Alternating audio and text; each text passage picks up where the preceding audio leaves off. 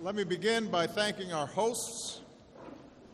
This is my very first visit to a Cuban cerveceria. Here they've got some great pollo, moros y cristianos, and of course, cerveza. But today we're here to work. So I want to thank all of you for being part of this unprecedented event. The Cuban government, the U.S. Chamber of Commerce, and the new U.S.-Cuba Business Council. I also want to express my appreciation because we are joined on this trip by nearly 40 members of Congress, as well as some of America's top business leaders and innovators who are eager to invest in Cuba and its people. And most importantly, I want to welcome all of the extraordinary entrepreneurs, men and women, who are here from across Cuba. Now, I'm not here to give a big speech. I'm going to do that tomorrow. What I really want to do is hear from you and have a conversation about what we can achieve together. But I do want to begin by stepping back and talking about the forces and hopes that bring us together here today. Now, in many ways, the history of Cuba can be understood through the labor of the Cuban people. For centuries under colonial rule, and then during decades of American involvement, the toil of the Cuban people was often used to enrich others as opposed to the people who were doing the work. And then for much of the past half-century, it was virtually impossible for Cubans to operate their own businesses. But in recent years, that's begun to change. To its credit, the Cuban government has adopted some reforms. Cuba is welcoming more foreign investment. Cubans can now buy and sell property, and today many Cubans own their own homes and apartments. It's easier for Cubans to travel, to buy a cell phone, for farmers to start cooperatives, and for a family to start their own business. Now, the United States has been proud to help. Shortly after I took office, we said that Cuban Americans could send unlimited remittances to their families here in Cuba, and we allowed Cuban Americans to visit more often. Across this island, Cubans have used those remittances, often to start businesses. And when Cuban Americans come visit, they often bring supplies and materials. We also made it easier for Cuban entrepreneurs to import and to export. And since we've made it easier to travel to Cuba, a lot more Americans are visiting the island. You may have noticed. So the Cuban economy is beginning to change, and just look at the results. Groups like Cuba Emprende are training a new generation of entrepreneurs. Today, about 500,000 Cubans, including some of you, are proud cuentapropistas, running your own restaurants, cafes, beauty salons, barber shops, or working as artists, seamstresses, and taxi drivers. Your businesses now employ about 1/3 of the Cuban workforce. With help from services like Airbnb, more Americans are staying at your casas particulares and eating at your palandradas, like my family did last night. The food was really good, even if my Spanish is not that great. Those of you who run your own business knows what this means. You can earn a little more money for your family. You can provide more for your children. And then there's the pride that comes from creating something new and improving the lives of those around you. And that's the power of entrepreneurship. It's about self-determination, the opportunity to forge your own future. It's the belief that even if you don't have much, maybe just a kitchen or a sewing machine or a car, if you're willing to work hard, you can make your own way and improve your situation in life for the next generation. It's the spirit of youth, talented and driven, daring young people like so many of you, ready to make your mark on the world. It's an investment in the future, because as we've seen in America, businesses that start small, even in a garage, can grow into some of the world's most successful companies and change the way we work and the way we live and connect with each other. That's the spirit of entrepreneurship, and that's what we're encouraging here today. Because Cuba's economic future, its ability to create more jobs and a growing middle class and meet the aspirations of the Cuban people depends on growth in the private sector, as well as government action. And it's not easy. In the United States, we work to help entrepreneurs and small businesses get the resources they need because it can be a struggle to get a new venture off the ground. Around the world, we help young people and entrepreneurs access training and skills to put their ideas into action. And here today, you're talking about the challenges you face as entrepreneurs in Cuba. Now, many of the changes that our two countries have already announced, including today, will help you to meet some of those challenges. More Americans coming to Cuba means more customers for your businesses. More Americans using the dollar will mean that they will spend more as well. There will be more channels for you to import supplies and equipment. More Americans will be able to buy your arts, crafts, food, Cuban origin software, as well as, of course, Cuban rum and cigars. We also know that around the world, entrepreneurs flourish when there's an environment that encourages their success, when professionals like architects and engineers and lawyers are allowed to start their own businesses as well, when entrepreneurs can get loans from banks, capital to start and expand their businesses. And then we need wholesale markets where you can buy supplies, and when there's a single currency and a modern infrastructure so you can get your goods to market and import supplies. And perhaps most importantly, when everybody has a chance to succeed, including women and Afro-Cubans. These are all areas where the United States hopes to be a partner as Cuba moves forward. And I can tell you, one of the reasons I'm so confident in the potential of the Cuban people is because you have some important advantages. Your commitment to education and very high literacy rates. That gives you an enormous advantage in the 21st century. That's been an investment that has been made here in Cuba. Your ingenuity. Who else could keep Almendrones running all these years? You've got more than 300 million potential American customers and one of the world's most dynamic cities, Miami, right next door. And you have more than 2 million talented, successful Cuban Americans, some of whom join me on this trip, ready to invest in you and help pursue your dreams and have deep family commitments and deep roots in Cuban culture. So I'm absolutely convinced if just given a chance, more Cubans can succeed right here at home in the Cuba that you love. So I'm here today to say that America wants to be your partner. Around this visit, American companies are moving ahead with new commercial deals. GE is going to sell more products here, from aviation to energy technology. Kleber will be the first U.S. company to build a factory here in more than 50 years. They're going to build tractors for Cuban farmers. Starwood will become the first U.S. hotel that operates here in nearly 60 years. And Marriott plans to come as well. And they'll help train Cubans in the hospitality industry. The first Carnival cruise is expected to pull into Havana in May. And I will keep saying it every chance I get. One of the best ways to help the Cuban people succeed and improve their lives would be for the U.S. Congress to lift the embargo once and for all.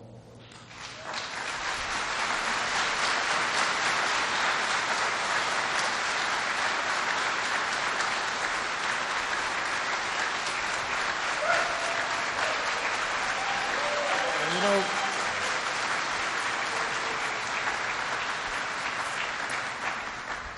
here today, we're doing even more to empower Cuban entrepreneurs. I know you've been networking with each other and potential American partners.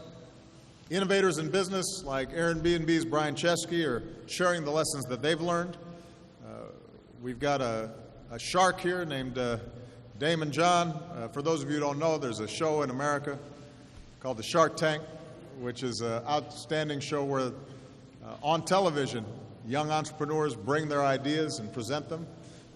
And they try to get some financing right there on the air, and it's a fun show to watch.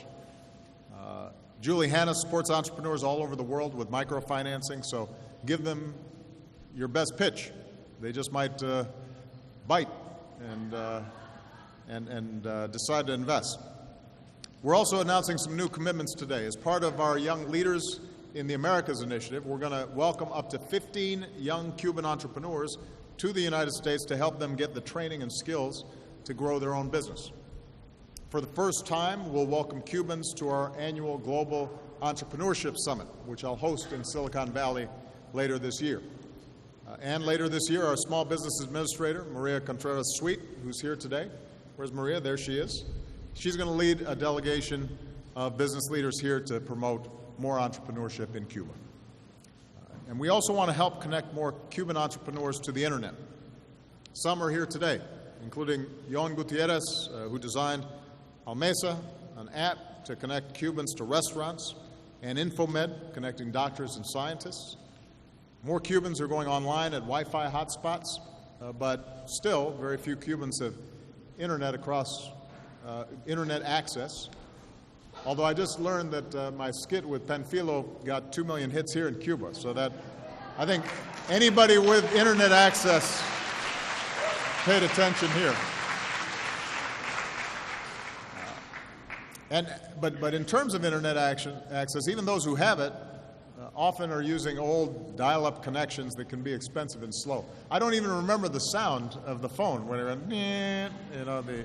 went, so new technology has come and we need to bring it to Cuba. If we had internet, and one Cuban entrepreneur said, we could really take off. So America wants to help you take off, and Verizon will help deliver direct landline phone connections between Cuba and the United States. Cisco has announced it will help Cuban students develop their IT skills. The American high-tech firm Stripe is partnering with Merchese, a startup circle here in Havana, to help Cubans start ventures and do business online. So the bottom line is this. We believe in the Cuban people. We believe in artists like Idiana Del Reo, who designs and illustrates her own goods. 99% Cuban design, she calls it.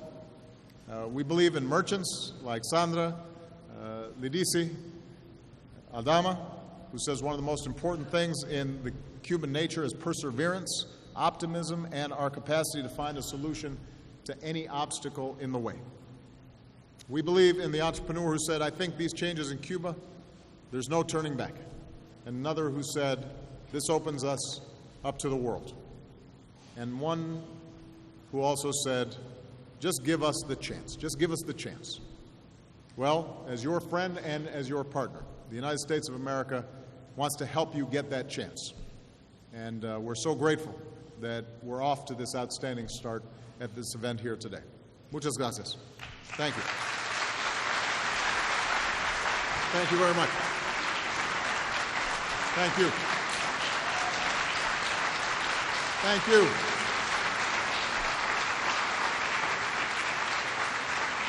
Now, as I said, I didn't want to just talk. I want to also hear from you. So I've asked to join me one of our outstanding journalists in the United States, an entrepreneur herself who works to empower girls through education. She is a proud Cuban American who on this visit has brought her children to Cuba to meet their cousins for the very first time. Please give her a big round of applause. Soledad O'Brien. Yay.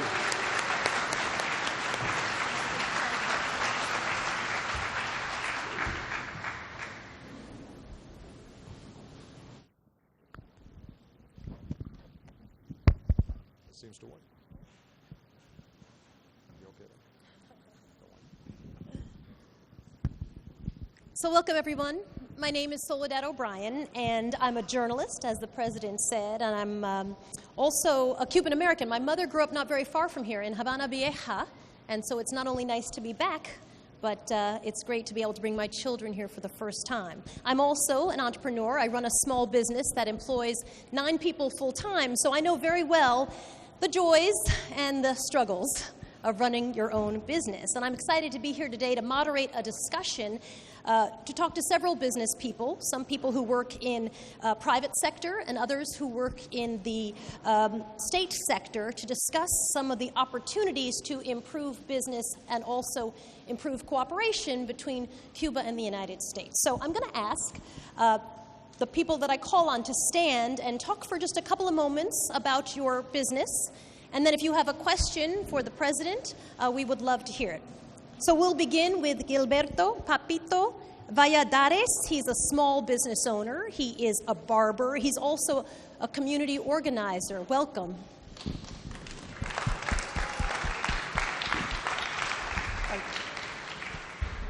Sí, buenas tardes. Good afternoon. Mr. President, my name is Gilberto Valladares. Everybody calls me by my nickname, Papito. I am a bold barber and a dreamer. I'd like to share with you my vision, my personal vision. I am also from Old Havana. I love Old Havana. We have that in common. In 1999, I made a major decision in my life to become a private self-employed people. At the time, 95% of barbers worked for the state. Now 95% of them are private operators, meaning that something is happening in Cuban society. It is a very important moment for me. I know that the historical moment of committing the private sector with the society is tomorrow, and that's what's been happening in my community. I live in the Callejón de los Peluqueros, or Barbers Street. I do like barber work. That's why they talk about that callejón or alley. 3 years ago, in that street, we only had one self-employed person, myself. Today, we are talking in terms of 97 people who are self-employed, including owners and workers. And this has helped us to promote a dynamic I'd like to share with you as to how in my community have been creating a chain of economic benefits and also a chain of social benefits. I am convinced that social benefits make economic benefits even more greater when you work in a micro company and you work for the future of society. That's where the future of society lies. The present crisis is more of values than of economics. That's why we pay so much attention to social values. My economic project is also helping another project for young people who want to learn to become barbers. Today we have 10 deaf girls who are being taught how to be hairdressers so that in the future they can work. I'm so happy because alliances have allowed us to grow.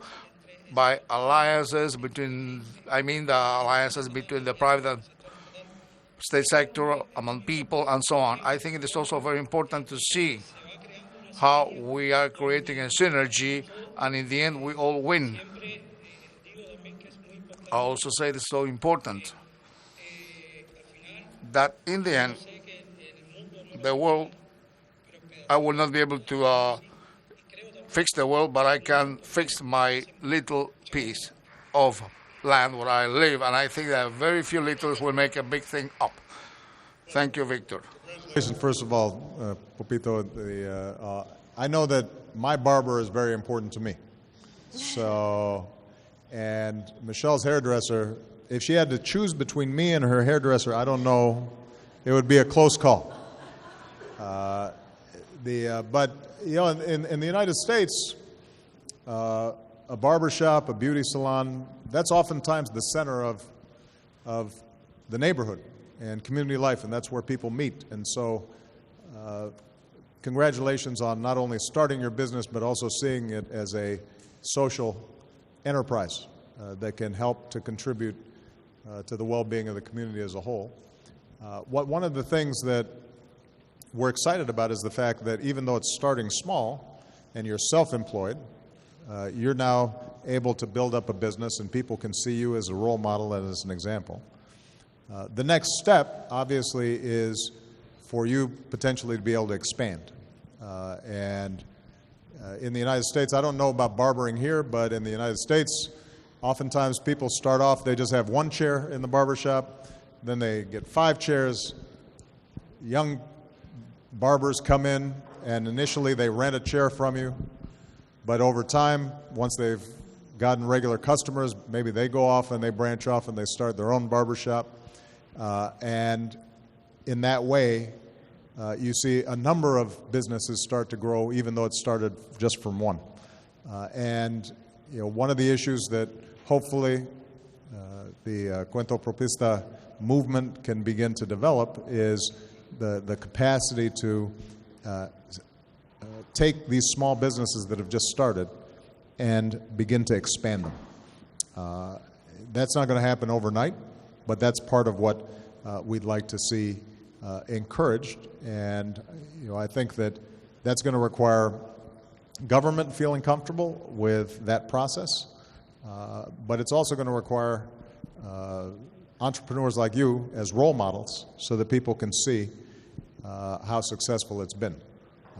I will say there was an interesting conversation that I had with President Castro around this issue, and I know that U.S. companies will relate to this because he pointed out that as people start getting more of their own income, owning their own property, starting their own businesses, the question starts coming up about paying taxes.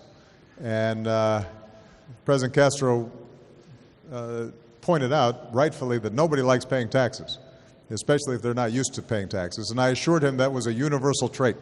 That's true in America just as much as it is in the United States. But that gives you a sense of how some of these institutions are going to have to evolve over time because they're still relatively new.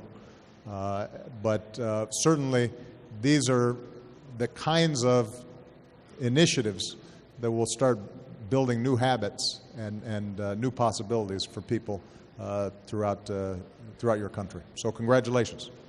If I hadn't just gotten a haircut, I'd stop by your shop.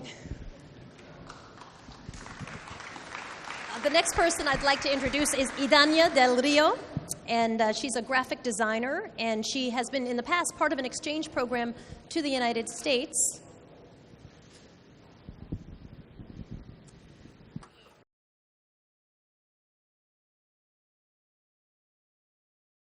Thank you very much. Good afternoon. I am Ania Rios. I am a designer, illustrator, and together with two incredibly creative women, Lady Hernandez, we founded Clandestinos, which is a design brand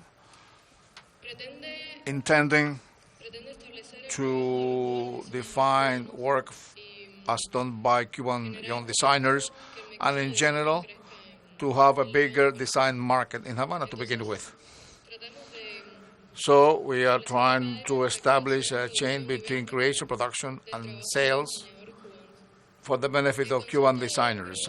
The concept of behind Clandestinos at work, Clandestinas, is to change that concept of Cuban souvenir idea. We have products like rum and tobacco and cigars, which are practically commodities, but there is a whole market of new products from new initiatives of creation which are not so well established as those products. And design is a quite interesting field in any modern society where much value can be generated for society itself. Clandestinas began a year ago.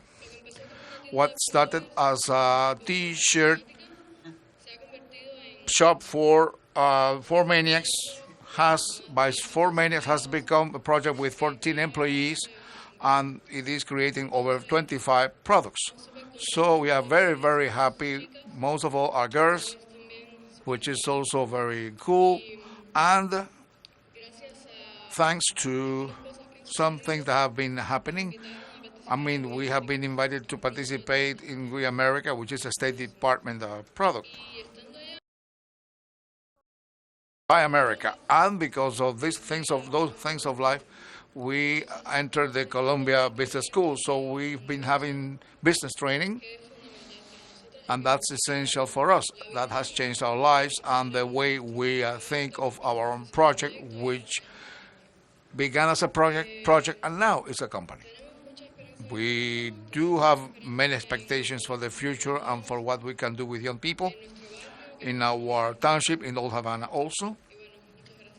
Thank you very much. Idania, may I ask you a question? ¿Qué necesitas? What would you like to happen between Cuba and the United States that could be helpful to you and the young women that you serve? Well, basically, what has been discussed here, specific regulations, information about those regulations, what will happen with imports and exports, what will happen with Cubans as to whether they might be having companies in the United States or selling their products there. Could they trade online? And well, that Cuban state information and U.S. government information would be valuable for us. It is information what we need most, I think. I need some information on where I can buy a couple of T-shirts. So, did you bring some samples? I'm not going to take yours. But no. We'll see if we can get a couple. I think Malia and Sasha might want a couple. And I still have some pesos to spend before I leave. But I tell you, you're absolutely right about the need to make sure that young people who have ideas are not restricted to just the traditional exports where you're not that high up on the value chain. And this is true around the world, including in the United States. You have global markets, they're competitive. If all you're doing is selling commodities, then it's very hard to spur significant economic growth. And you're also vulnerable in the world marketplace if there's a downturn in the economy and people need less raw materials. So if China's economy slows and suddenly they're not buying as much oil or as much minerals or what have you, then suddenly the economy of that country is very vulnerable. And so you want a diversified economy, and you want to make sure that skills, design, software, products of intellectual work, and not just raw materials or commodities, that becomes a critical part of the overall economy. Now, Cuba already has an example of that in its outstanding medical profession. The doctors and the nurses are essential exports for Cuba because they're highly skilled, they're highly trained, they are at a global standard, and as a consequence, they can sell those services essentially when they work elsewhere in the world. But there's no reason to think that the same ingenuity that exists when it comes to medicine shouldn't be true in fashion as well, or in software, or in engineering, or a whole host of other potential occupations that people provide. And so you're starting to lead the way. But I'll talk to you afterwards about getting that T-shirts. Yeah. The next person we'd like to hear from is Brian Chesky. You mentioned him earlier. He is the founder of Airbnb, and they have 2 million listings in 190 countries. Hi, Brian. Thank you, Mr. President. It's an honor to be here. This is a historic week for diplomacy, and I want to just talk for a moment about maybe another kind of diplomacy, and that is people-to-people diplomacy. We launched with your help 1 year ago. In that period of time, we've had Americans come from all 50 states in the country, and they've stayed with host here in Cuba. And we estimate now that 20% of all Americans that are staying in Cuba are staying in a home with a Cuba host. What they say is that they come here with 50 years of questions, and they have 3 days to ask them. But I think it's been an amazing experience and an unbelievable story. We just got the word from the White House that a day ago we were going to be allowed to have not just Americans stay with Cuban host, but guests from all over the world. I mentioned this to a Cuban host, and she actually started crying. And she explained to me that this would allow her to finally be able to complete paying the bills for their family and fix up her home. I met with another host last night, and she said, we open our doors, we open our hearts, and what we care most about is not just the money we make, but the friendships we make. And they used to say that they had a lot of misconceptions about Americans, and it's hard to have misconceptions about Americans when you actually host them in your homes. And the same thing's true with Americans, and I think people all over the world. I think there's hundreds of thousands of new friendships that are possible if we can bring people together. That's great. The I just want to brag on Brian just for 1 second. First of all, for those Cubans who are not familiar with Brian, you can see how young he is. The company that he started, Airbnb, basically started as an idea with his co-founder, who's also here. And how long ago did you guys start, Brian? 8 years. And what's the valuation now? Don't be shy. How 25 billion with a B? Okay. So, but I use Brian as an example. He's one of our outstanding young entrepreneurs who had an idea and acted on it. And in this global economy, it can take off if it's a good idea and it's well executed. But I also think Brian's a good example of the power of the internet and why having an internet infrastructure is so important. Because essentially, Airbnb is using social media and the internet in order to create a buyer and a seller and a market that is safe for those buyers and sellers that didn't previously exist. I mean, it used to be if an American or a German or anybody wanted to come to Cuba, they could go to a hotel and that was it. Now, suddenly, there are thousands of potential sellers of a great experience here in Cuba, and they themselves become small business people, but it's only possible because somebody in Germany can look up online and see, okay, that's a house, that looks nice, there's a nice picture. There's been a good rating of the host, right? They've found out that when you get there, the room actually looks like the room on the internet. The person who's inviting somebody into their home, they can check, and they've seen that, okay, the person who's using this has a good credit rating, and if they've stayed at Airbnb before, they haven't completely torn up the house. And so it's a tool to build trust and allow this transaction to take place. But it's if you imagine what could be done with broader internet access and service here, Brian, I think, gives you a good example of the potential that could be unleashed. But it requires an infrastructure and an investment in order to make it work. Thank you for sharing your story, Brian. Up next is Abelardo Alvarez Silva. Mr. Silva. Mr. Silva, I should say, is the president of the Cooperative of Credits and Services and Association of Small Farmers. Buenas tardes, señor presidente. Good afternoon, Mr. Chairman. I'm a farmer, president of a credit and service cooperative, a social and economic unit which has autonomy in its management and covers its expenses with the income. There are 192 associates. There is a general assembly, the top organ of the cooperative. It has an area of 638 hectares. 500 are arable land with fruits, grains, etc. 28 owners and 25 use of fruit. We produce all of our productions, around 9,000 tons for social consumption. We sell to the population directly.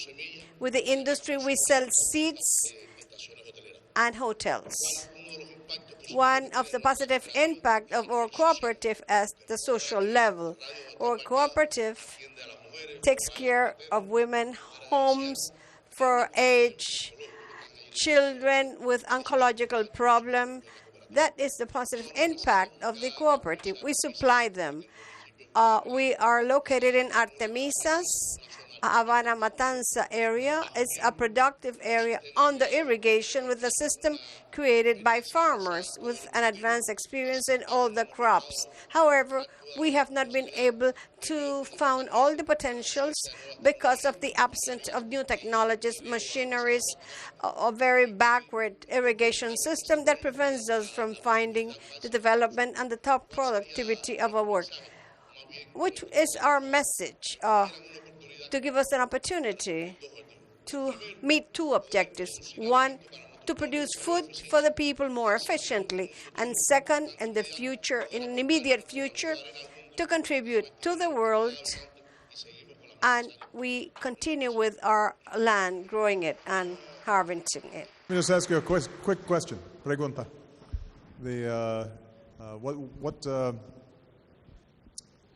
What's your? You said you grow grain and fruit.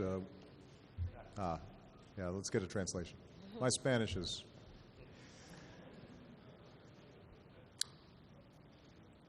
Yeah. I'm just curious. First of all, what are the products that you've been most successful in growing?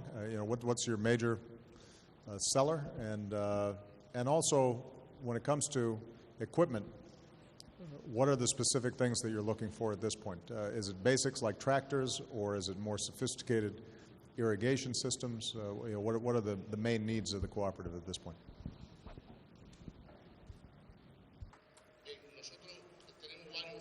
We have several crops. We're specialists in that. We produce potatoes, bananas, and sweet potato. Those are the most productive items. And in vegetables, we're highly producers in carrots, tomato, beetroot.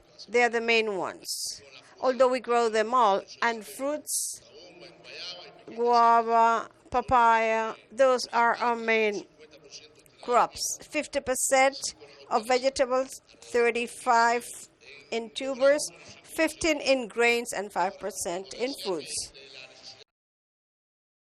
When I spoke about the obtention of the equipment, we need machinery, irrigation machinery. Our machinery is very old, and no spare parts do we have. Those parts that we need today, is hard to buy them.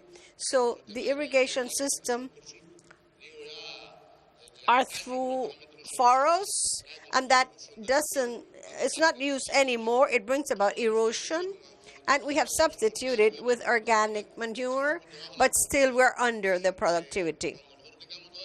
When we have all that machinery, things will be done in least time, less expensive, not so much use of water, better protection of the soil, to find the top productivity of the land. Also, the resources which we need are indispensable, and sometimes they don't come. Because of the many causes we don't receive those inputs at the time required, but then when we don't really need it. Thank you. Secretary of Agriculture, Tom Vilsack, joined me in this delegation. I don't know if he's here today, but I know that he's been meeting with Cuban government officials about how we can accelerate cooperation between U.S. farmers and Cuban farmers. We have programs all around the world that are designed to advance technologies specifically for small farmers, not just for big farmers, because the truth of the matter is the U.S. agricultural industry, which is the largest in the world, oftentimes may have systems that are not perfectly adapted to smaller scale cooperative farming. On the other hand, what you're seeing in terms of agriculture in the United States is a greater and greater interest in what's called organic farming, less inputs, less chemicals, fewer monocrops, and more vegetables and fruits that can go directly to the table. And this is part of the First Lady's emphasis on healthier eating. And the fact that Cuba is so close to the United States means that, if you develop fruits and vegetables here, the ability to ship them and immediately get to markets where they can be purchased would be something that could make a big difference in terms of farm incomes here in Cuba. So this is an area where, again, it's not going to happen overnight, but our hope is that as relations between the two countries advance and develop, hopefully we'll be getting you some new equipment sometime in the future. Muchas gracias. Muchas gracias.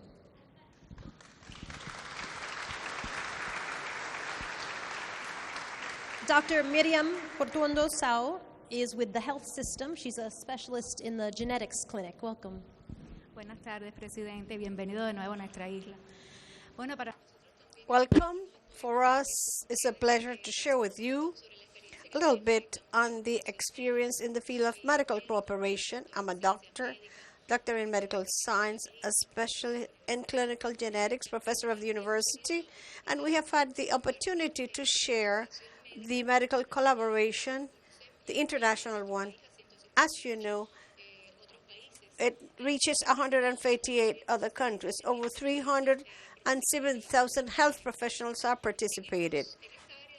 In this field of medical collaboration, there are several lines, several fields. And you know, the recent experience we had in the struggle against the Ebola experience in the countries of Western Africa.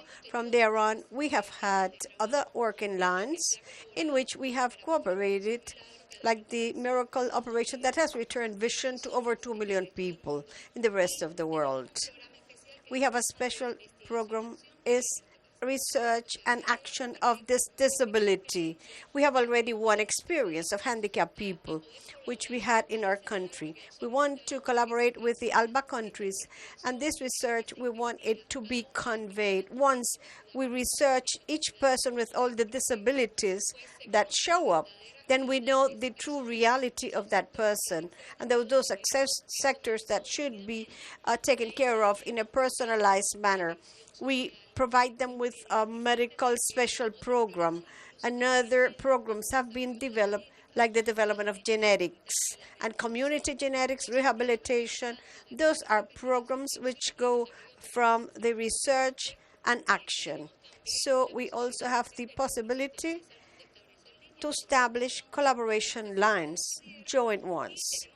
And we have possibilities that the health medical services have 17 programs. They are well conceived in the country, and we can receive patients if they are sent, and we have lines like attention and desertification of addictions, lines which are already dealing with very specific matters for certain regions, and where we could establish other fields of cooperation, research, academic services, development, clinical trials, especially on cancer, for instance, that could contribute in this link with the pharmaceutical industry, vaccines which have already been tried that shall improve the quality and prolong the life of patients that are limited at this moment. We're willing to cooperate in all these spheres. Thank you. You mentioned collaboration, and I'd love to know what could the United States and doctors in the medical profession here in Cuba be working on together? Well, as I said, Cuba has world-class doctors and nurses, and the field that the doctor mentioned, the transformation that's taking place as we start understanding genetics, mapping the human genome, understanding at a cellular level the nature of diseases, means that we're in a position in the very near future to start personalizing treatments because a cancer cell that develops in me may not be the same as one that develops in you and may require different treatments. But that's just one example of a wide range of areas where collaboration could be very fruitful. So with the Cuban government, we have agreed to establish and develop over time more and more scientific and research collaborations in the medical area. And one of the things that I've always believed is that knowledge should be disseminated everywhere. And the basis for scientific advancement is the sharing of information and data sets and our ability to test hypotheses and discoveries and treatments and diagnoses across borders, because ultimately, regardless of our political and economic systems and our differences, the diseases are the same because we're the same creatures. And we want to make sure that if there's a cure or a potential line of research here in Cuba, that can go global, in the same way that if in the United States we find a potential ability to diagnose or treat, that we can spread that around the world. One specific example that I mentioned to President Castro today is the work we're doing on Zika. It's not just Zika, it's also dengue and some other mosquito-borne diseases that are becoming more common because people are traveling more. Many of these are actually fairly simple viruses, but it's just because they used to be very isolated. The major drug companies and scientific research didn't devote a lot of attention to them, and now suddenly they're spreading very quickly. The faster we can get diagnoses and potential vaccines, the more we can help guard against what appear to be some correlations between this disease and abnormalities in newborns. But you're seeing this spread so fast across the Americas. This is a natural place where the U.S. and Cuba should be working together, because it really doesn't matter whether it's an ALBA country or a U.S. ally. The mosquitoes don't care about borders. They're biting everybody. And the women who are fearful because it may affect their pregnancy, they're not concerned with ideology. They're interested in making sure that their children are protected. So that's a good, specific, concrete example of how our collaboration can advance. Our last speaker is Indira Sotillo Fernandez. She is the founder of Isla Dentro, which is sort of the Yelp of Cuba. Business, artist, cultural guide of the internet. Certainly has been challenging here. So why don't you tell us a little bit about your business and how you'd like to see it develop? Hola, buenas tardes. Mi nombre es Indira. Good afternoon. My name is Indura. I represent Isla Dentro. It's a guide of business for the state and private sector. I am from the private sector, and I think I am an entrepreneur. This was a project that came to my hands almost from the air. It just came to me. And in time, I have been transforming it. We have modified it until we have reached to this date. If you want to walk around Havana, you should install it in your phone. It includes everything you need, you require. We have restaurants, cafeterias, beauty parlors, mechanism of almendrones, the old cars. All sorts of services are in that type of guide. My experience in that work, when I began, I knew nothing about programming. All I do is empiric. I began to design in an empiric way. I have a very good team that backs me and perfectly understand this, and they put it into practice. So what are your biggest challenges? ¿Cuáles son sus desafíos?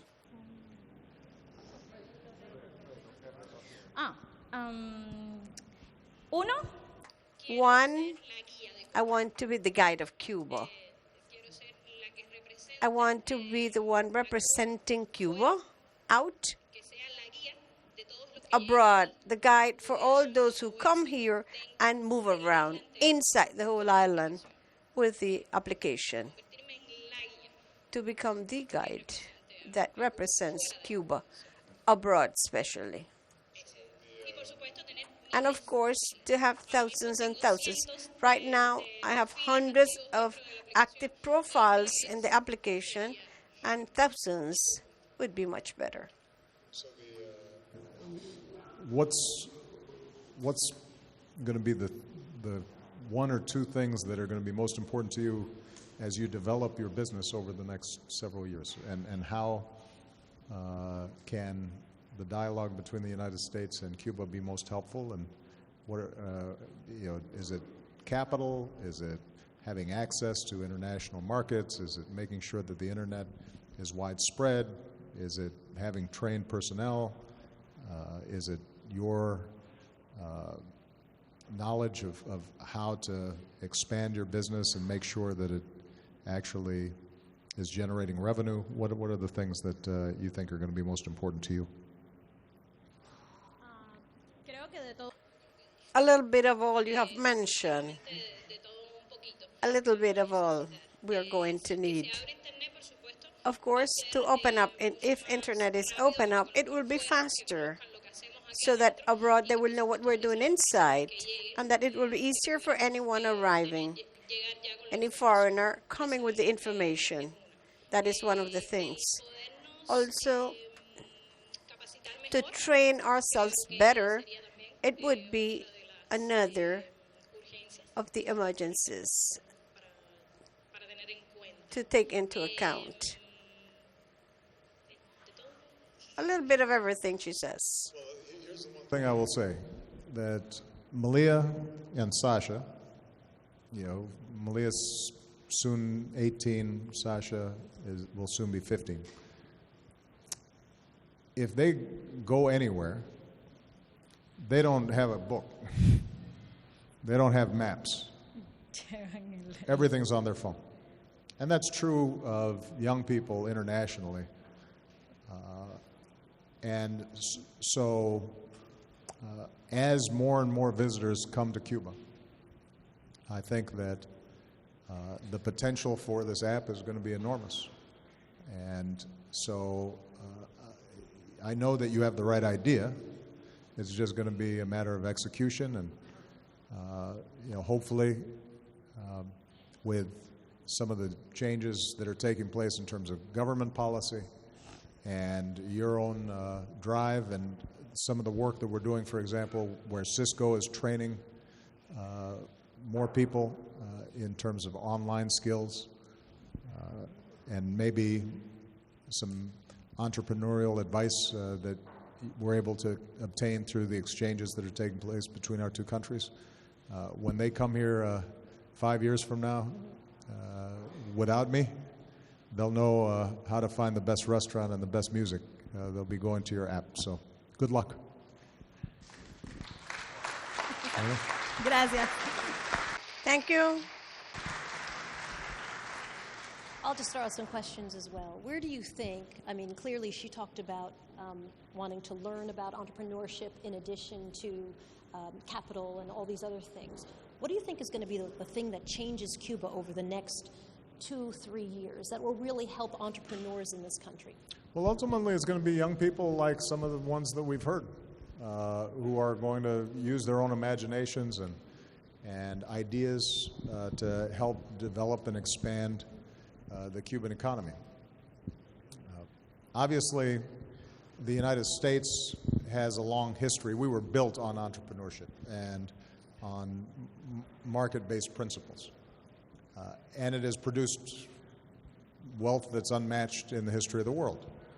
I think Cuba, in part because of its history and seeing some of the inequalities that emerged in the old system, have been concerned about what a market-based economy does to the social fabric and to equality and to making sure that the progress that's been made in healthcare and education, that's not eroded, and you don't start seeing some of the patterns of inequality that existed before coming back. And I understand those concerns.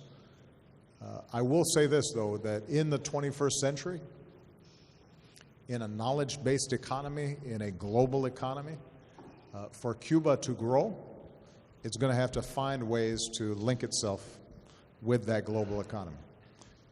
And that's going to require some reforms internally here in Cuba. And what I said to President Castro was, given some of the history of mistrust between the United States and Cuba, given the fact that our embargo at the moment is still in place, it may be that it's not the United States that is giving them the technical advice they need in terms of how to make some of the changes and reforms in a way that is not overly disruptive. But there are other countries that have done this and made these transitions. There are countries that have a more mixed economy, but that have been able to develop strong entrepreneurs and a business class. And so Cuba should take ideas, steal ideas from it wherever you see something working. Now, my advice would be don't steal ideas from places where it's not working. And there's some economic models that just don't work. And that's not, an ideological opinion on my part. That's just the objective reality that there's some economies that have had great difficulty in how they operate. And it gets harder and harder as time goes by. So I think that some of what's going to have to happen will be internal to Cuba, and that's not going to be determined by the United States. That's going to be determined by the Cuban government and the Cuban people. What I can say is that the business leaders, the U.S. business leaders who are here, and the American people are not interested in Cuba failing. We're interested in Cuba succeeding. We're interested in Cuba being a partner with us. We're interested in a situation in which, business people who are in Miami right now are taking a half-hour, 45-minute flight, or however long it takes, and suddenly they're in a thriving Cuba where they're partnering with Cuban businesses. Young people like the ones we've met today, they're developing their own business on their own terms. They may have international partners, but they're not being dictated to. They're, in fact, the ones who are guiding their own models and their own prosperity. That more and more Cubans are seeing the concrete benefits of economic growth, and that economic leadership, which I believe can be compatible with good education and good health care and equal pay for equal work and all the principles that President Castro talked about at his press conference. That's our hope. That's our desire. When I initiated the change in policy, one of my arguments was that if something's not working for 50 years, you should stop doing it and try something new. And that applies to what the United States is doing. That also applies to what Cuba is doing. And so we both, I think, are at a time when we should be examining new ideas. But the one thing that this gathering and hopefully my visit should have communicated is the Cuban people have nothing to fear from the United States. And I've said to the American people, we have nothing to fear from Cuba.